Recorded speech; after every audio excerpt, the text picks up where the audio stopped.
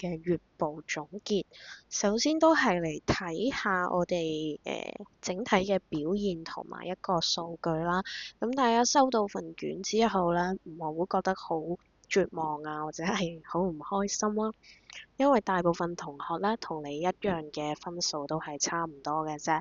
因為我哋今次呢3題咧，我唔知係咪難度有少少高啦，大家個審題意識好似唔係好夠。咁我哋首先嚟睇下啦，第一題一定係最多人作嘅，亦都係我認為最簡單可以扣到條題目啦，去攞到合格以上嘅分數嘅一題。咁合格率咧係高達75% 嘅，平均分咧亦都係最高嘅52.3啦。咁最高分67.2，最低分係21分。咁題二啦就係題二、題三嘅選作人數都差唔多嘅啫。咁合格嘅人數都差唔多，合格率咧都係差唔多啦。同埋其他嗰啲平均分啊、最高分啦，都係介乎於50至51、62至到66之間，咁差得都唔係好多。跟住咧，我哋睇下各班嘅表現先。3S 班咧，大部分同學嘅文筆都係好好嘅，有睇到佢哋嘅文筆底啦，好流暢啦，有扣題意識啦。咁立意咧都可以寫到嘅。咁3A 都係大部分同學文筆嘅底都係好好嘅，好流暢，描寫亦都好細緻啦。但係有部分同學咧審題意識未夠。3Boy 同埋3C、3Doc 其實水平係文筆水平差唔多啦。但係啦，呢3班嘅同學對於審題切題嘅意識好薄弱。咁希望大家喺之後咧就可以自己睇下自己嘅弱點啦，跟住去做出一啲對於寫作方面嘅改進。咁各班嘅數據咧就係呢一度。咁平均分最高嘅係 3S 啦，跟住係 3A。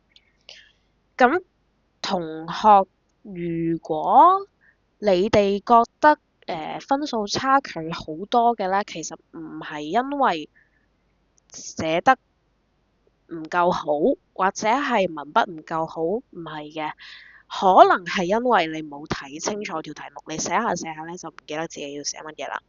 我哋寫作咧最重要、最基礎嘅就係去到諗一諗自己寫嘅嘢係唔係可以符合題目嘅要求。所以咧，你選題本身係冇錯嘅，但係唔同嘅題目咧，對於寫作能力係有唔同要求。咁我哋中三啦，啱啱先學到議論文，其實就唔係真係咁建議大家喺上學期考試就揀咗一篇議論文嚟作啦。因為可能結構上面啊，或者係意識上面係唔會夠去識做呢個議論文嘅。呢個都係我喺度改卷嘅時候見到嘅好多同學佢哋會犯嘅錯誤啦，就係唔知道議論文究竟要寫乜嘢出嚟，或者係你議論手法你都未清楚，你就係咁就揀咗呢一題嚟寫啦。咁見到分數咧，痛苦嗰個係你自己嘅啫。好啦，咁我哋開始嚟睇下第一題係乜嘢啦。繁忙嘅都市生活中，我哋往往匆匆忙忙忽略了身邊的風景，是以鬧市中呢一個為題，寫一篇記敘描寫文。好啦，咁首先我哋嚟介一介題目啦。鬧市啦，其實即係一啲大都市啊，好繁華嘅都市啊，或者係車水馬龍、好多人嘅一個地方。咁咧，中的一角，一角係有一個範圍嘅，係一個比較細嘅空間。咁你要去仔細地去描寫呢一個究竟係乜嘢啦。咁如果你寫嘅呢一個係一條街、一個商場、一成個城市，咁就係偏題啦，因為你描寫嘅唔係一個，你嘅地點太大啦，範圍太大啦，就屬偏題。跟住匆匆忙忙啦，風景啦，即係你可以睇下匆匆忙忙，往往都係一啲好生活好奔波啊，好快啊，節奏好快啊，行動好急啊，就好似香港咁樣啦。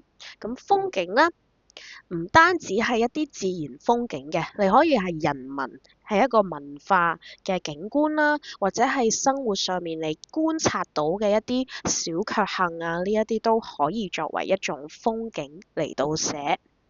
咁我哋嚟睇下常見嘅問題啦，就係我頭先講嘅，你冇扣到題，你嘅地點太大啦，唔符合一角，或者係你冇辦法去呈現一個好細緻嘅描寫，你描寫嗰個地方呢，唔夠細緻，好粗疏，根本就唔知嗰個地方係生咩樣嘅，咁都係屬於內容分唔夠嘅一種扣分嘅標準啦。咁正確嚟講呢，其實一角我哋可以去理解作為後巷啊，一排嘅書架啊，或者係一個公園嘅一角，好多同學都寫公園嘅一角係審題意識係有嘅，咁就係呢啲地方屬於一角啦。好，咁我哋嚟睇下大部分同學佢做錯嘅嘢，就係佢可以寫到鬧市出嚟嘅。佢可以描述到嗰個鬧市，話好嘈啊！呢個又個街市又地下有豬血啊，又有乜嘢乜嘢有水漬啊。咁嗰一角咧就寫到唔知你喺邊度嘅。咁同學你寫一角嘅時候，你要自己問下個讀者，佢睇唔睇得明啊嘛？係咪？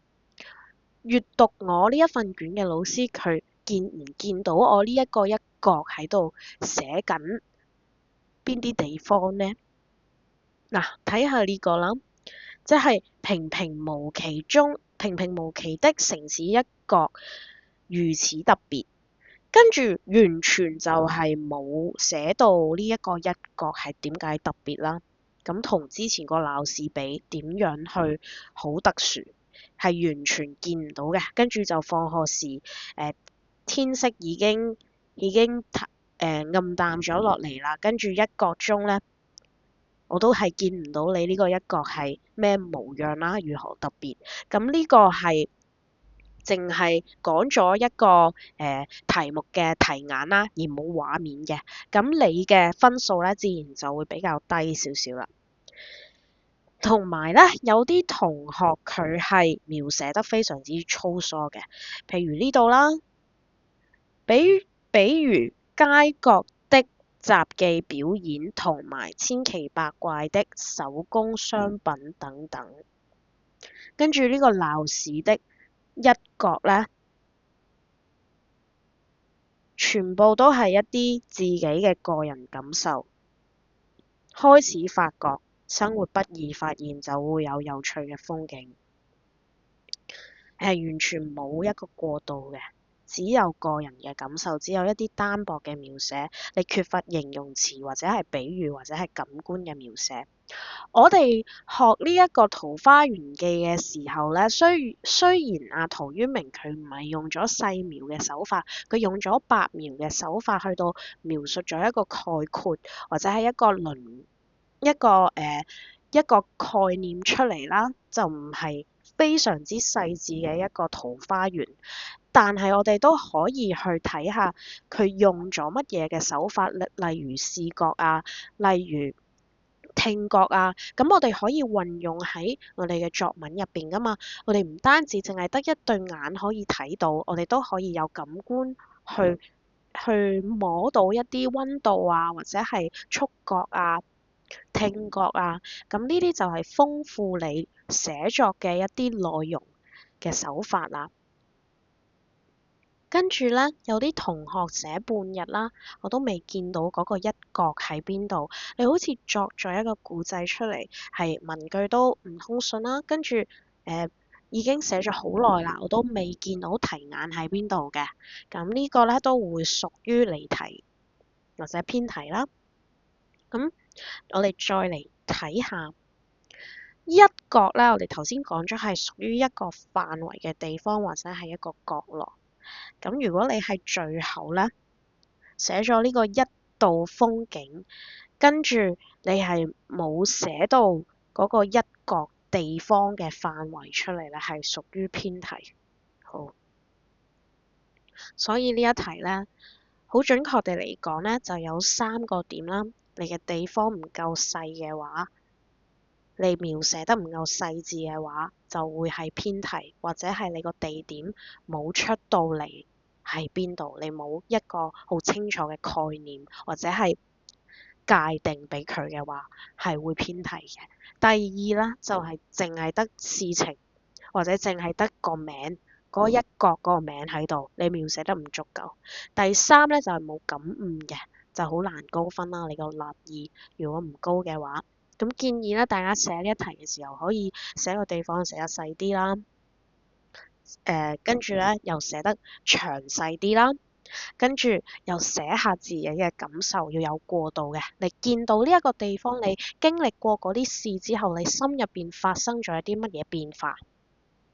好啦，咁我哋嚟睇下啦。有啲同學個立意咧就好好嘅，係以小見大啦，立意好佳嘅。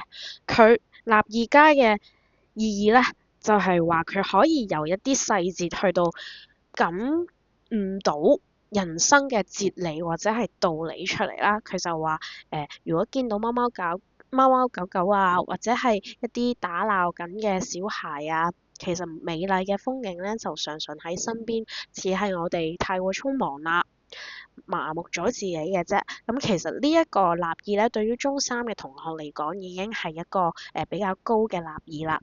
咁我哋再嚟睇下啦。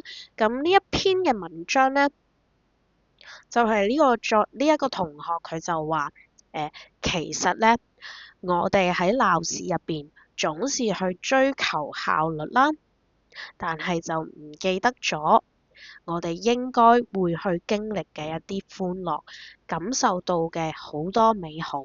以往呢，如果太匆忙嘅話，你係發覺唔到身邊原來有咁多美好嘅事件。咁只有靜落嚟，去到感悟，先會體驗到生活嘅美好。咁呢啲咧都係一啲立意好高嘅文章啦，即係以生活入邊嘅細節去到體會到，其實我哋可以由呢一啲角度去到重新俾自己振作下嚟，唔好俾一啲節奏太過快啊，或者係好匆忙嘅嗰一種社會風氣影響到自己嘅心理健康啦，或者係感受唔到其他嘅樂趣。好啦，咁我哋再嚟睇下啦。呢一個同學咧，佢就有仔細地去寫到鬧市係點樣鬧法嘅。咁呢個都係好好，因為咧好多同學你哋寫緊嘅時候咧，就唔記得去鋪排嗰個鬧市中嘅鬧啊。咁個鬧市嘅鬧咧都係題眼之一嚟噶嘛，所以你要有少少嘅鋪排，唔好好多啦，你可以鋪墊下你個背景係點樣，所以先有切題噶嘛，係咪？咁跟住啦，呢度咧我係覺得佢描寫得好細緻嘅一個地方啦，雖然有啲錯別字。咁我哋睇下佢寫嘅係花店，咁佢就有寫到花店入邊點樣細緻，點樣有香味，點樣感官嘅描寫。咁呢度佢係寫得好細緻嘅，大家可以睇下呢一度啦。OK，咁跟住嚟到第二題啦。呢一題其實係難嘅，因為我哋文本學咗插敘嘅手法，我唔知道大家究竟知唔知插敘係乜嘢啦。咁如果你要揀呢一題，你就一定係寫插敘嘅。但係唔少同學你都冇寫到而家發生嘅困難，你就開始寫以前發生嘅嘢，跟住寫完以前發生嘅嘢啦，完咗啦，跟住而家乜嘢困難都冇，你淨係感悟到以前經歷過嗰件事嘅感受，你就突然之間抒發咗一啲個人情感出嚟，其實咧就完全係冇用到插敘嘅，好冇？我哋嚟睇下條題目係乜嘢啊？耳邊又響起那句話，個又字係咩意思啊？即係你而家又聽到，或者係又諗翻嗰一句説話，係一定係現在發生嘅時候啊，同埋條題目已經同你講咗係某個挑戰，係咪？某個挑戰嚟緊嘅時候，你再去諗起呢一番説話，跟住又喺現在發生嘅時候再去振作。所以咧，呢一個插敘係咁樣嚟嘅，即係現在、過去又翻到現在，而唔係現在、以前完。好啦，咁咧我哋睇下條題目嘅界定啦。那句話，咁呢一句説話咧係文章入邊一定要出現超過一次，好冇？我哋好多同學寫完一次就算啦，或者係你擺到最尾先話嗰句説話係乜嘢，好似搞到好似嗰啲好似小説咁樣啦，即係一定要揭到最尾先至肯搬出個犯人出嚟嗰啲唔好啊！我哋作文咧一定係嗰句説話一定要好明確嘅，好冇？跟住此刻係好疲憊迷茫啊，即係你當下面對嗰一種困難，即係你需要被人拯救啊，或者係被人指導嘅心理狀態。你好攰，你唔知道而家點算啦。咁你要寫嘅嗰篇嘢咧，個主人公咧就一定要係而家咁樣嘅心態，即係你唔知道自己要做乜嘢啦，跟住你又諗翻啦。咁穿越時空咧，即係喺記憶入邊又重現，即係呢一句説話以前已經聽過啦，就唔係而家無端端有人又嚟你耳邊同你講呢一句説話，一定係以前就聽過嘅。跟住插敘啦，頭先講過啦，就係當下困境，跟住因為呢一句説話響起，暫時中斷，插入一段回憶，再翻到現實，即係現實回憶啦，跟住又翻到嚟現實，咁先至係一個合乎題意同埋唔會偏題嘅寫作過程。咁好多同學即係未能夠寫出困境啊，或者係唔可以好好地咁樣去運用插敘，同埋嗰句説話好唔清楚你講緊乜嘢，唔知道你講嘅説話究竟邊個講嘅，或者係嗰句説話內容係乜嘢，或者淨係出現過一次，咁就會影響整體嘅分數。咁呢一題咧就係冇用到插敘嘅手法啦。時間線係好混亂嘅。我剛上初中時，跟住咧佢係冇翻到而家嘅，就直接講咗呢一件事發生之後，佢感悟到乜嘢？就而家嘅困境我都係冇見到嘅，純粹係一個倒敘或者係順序嘅寫法，咁會偏題啦。咁跟住呢一篇作文咧，都係冇中斷再翻嚟嘅轉換，而後來跟住就到而家啦。係啊，時間線好混亂嘅。我哋記住一定插敘係先寫過去，先寫現在，再寫過去，再到而家，同埋你前後發生嘅困境要係一樣嘅困境。你係要有一個心態上面嘅轉變，你可能一開始好迷茫，跟住你諗起呢一句説話，諗到嗰啲回憶之後，你又重新振作啦，就係一個對比，心理上面嘅對比，好冇？OK，咁所以咧就係要做到一個時空嘅交錯啦。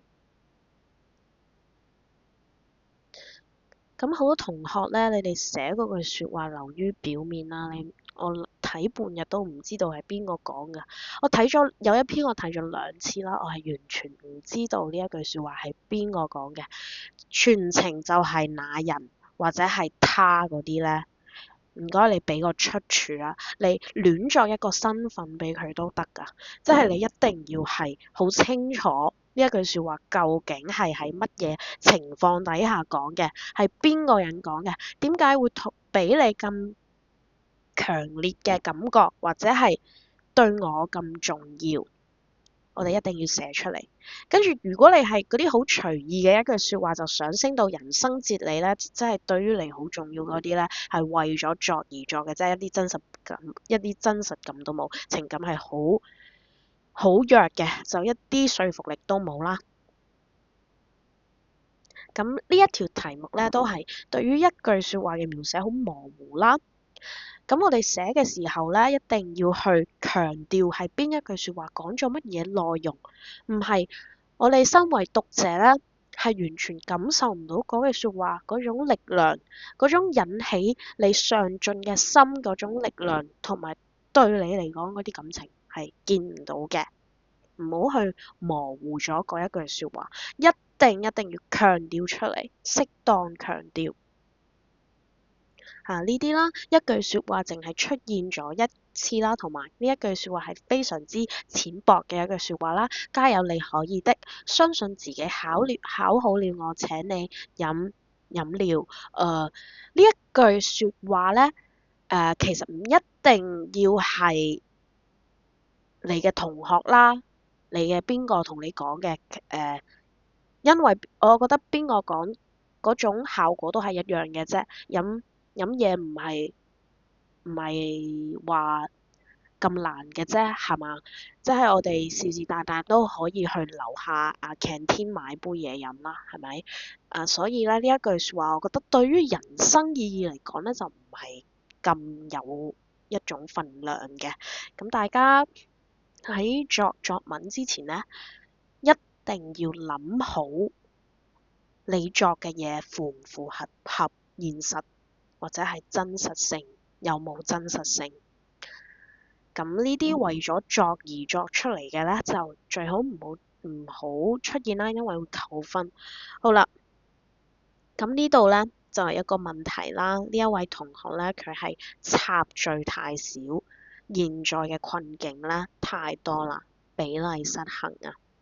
咁我哋呢一種文章入邊咧，其實回憶嗰一部分係好重要㗎。我哋諗一諗，爸爸的花兒落了啊，佢係咪花咗好多嘅筆墨或者篇幅去到寫爸爸以前點樣打我，因為我遲到，等等等嗰啲唔同嘅事件發生啦。其實呢一啲係好重要㗎，所以你唔可以即係比例上面有一種失當。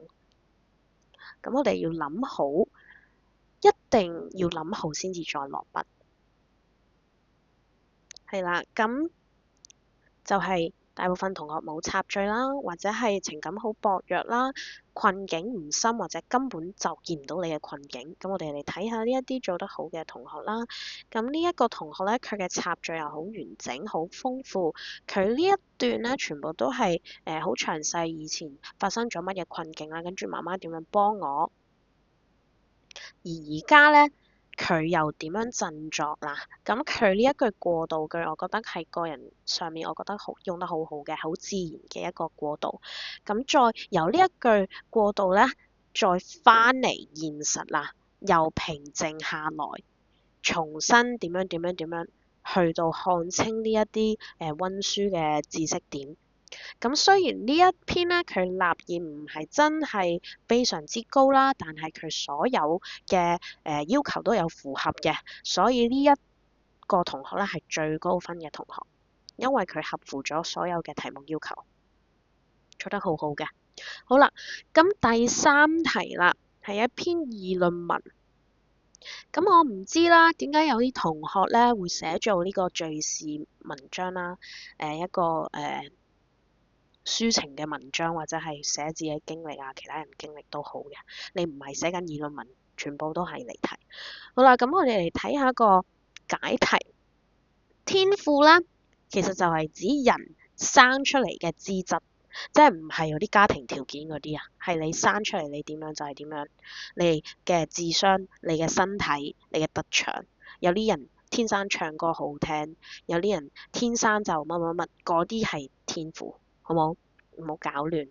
OK，後天嘅努力就係你喺成長嘅過程中咧，你付出嘅嘢就叫做後天嘅努力。咁好多同學嚟作題嘅時候咧，會唔記得咗呢個成功嘅關鍵啊。咁其實成功嘅關鍵即係你一定要去掂到呢個人佢點樣去成功，即係達到目標。咁我哋喺作文嘅時候咧，作呢啲議論文。可能你手段就要去解釋你點樣去界定呢一啲概念，但係一定唔可以多，比例唔可以失衡。我哋繼續嚟睇下，即係呢一啲同學啦，唔知點解就喺度寫緊呢個敘事嘅文章嘅描寫文，冇分析，冇議論嘅手法，離題，好冇？好啦。第二咧，概念不清啦，即係寫咗呢個富二代啦，當作係一種天賦啦。咁如果咧你要寫，其實物質條件或者係家庭嘅貧富係屬於天賦嘅咧，麻煩你自己界題目，界定喺頭段先，咁你就唔屬於離題啦，你都唔屬於概念不清，你係淨係想將呢一個條件加上去嘅啫，咁係完全接受嘅，但係要睇你有冇嗰種意識啦。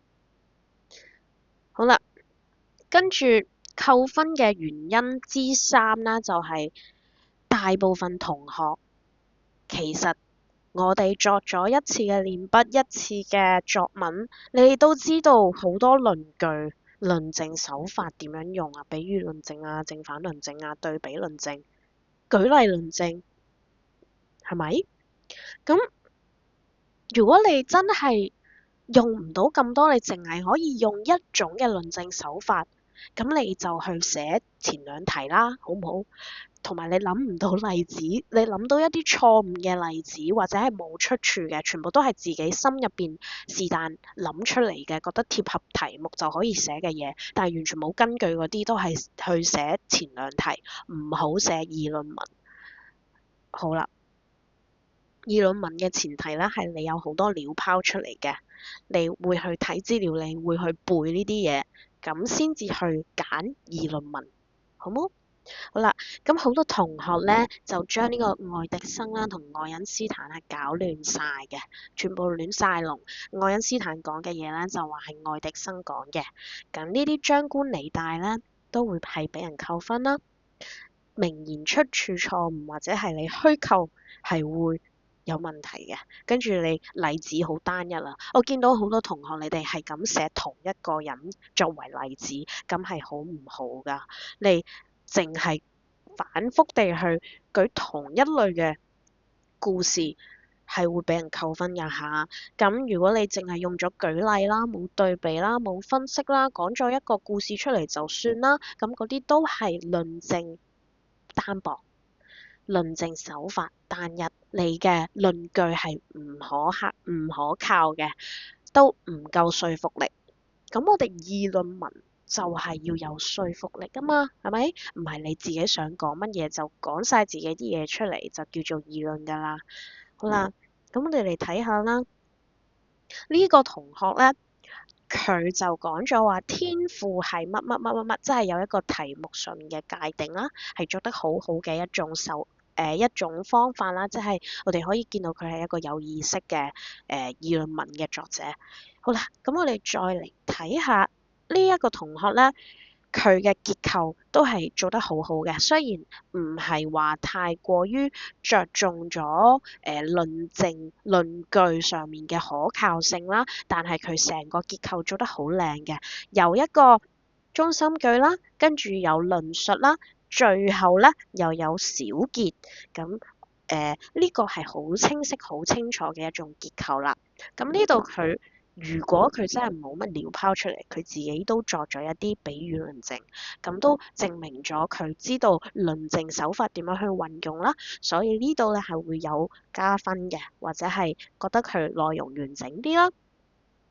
咁同埋咧，佢舉嘅例子其實都係一啲正確嘅例子，例如唱歌啊，例如一個人身體嘅健全啊，呢一啲方面。咁其實同學係真係唔需要背好多例子先可以寫嘅，主要係睇你有冇嗰種運用論證手法嘅意識嘅啫。咁我哋嚟睇下議論文嘅核心係乜嘢啦。首先你要清楚你嘅立場係乜嘢，你要去論證佢，你要知道你企喺邊度。你唔好論證下呢一個位，呢一個立場，又去論證其他立場，唔好咁樣做。除非你係對比緊，咁你個篇幅都要注意下，唔好兩邊係一半一半，可以係7成同3成咁樣分，或者係8成同2成咁樣分，就唔好寫好多其他立場嘅例子，會搞到嗰個評卷人啦，或者係讀者分唔清楚你究竟想寫乜嘢，會分散個注意力，同埋你要聚焦自己個寫作嘅核心內容。咁咧，好多同學寫好多故事出嚟啊，咁其實例子嚟嘅啫，係咪？你重點係寫完嗰個故事，點樣再去論述佢，論述清楚呢一個故事帶出嚟乜嘢論點。咁第三啦，就係你嘅論據要有真實性、準確性，同埋你可以多角度去論證佢啦。咁記住結構上面咧，每一個觀點咧要首尾呼應，要有中心句，同埋要有小結，同埋大家記得分段。好多同學都唔分段嘅，結構上面就會俾人扣分㗎啦。好啦，咁呢個卷二咧就講到呢度，拜拜。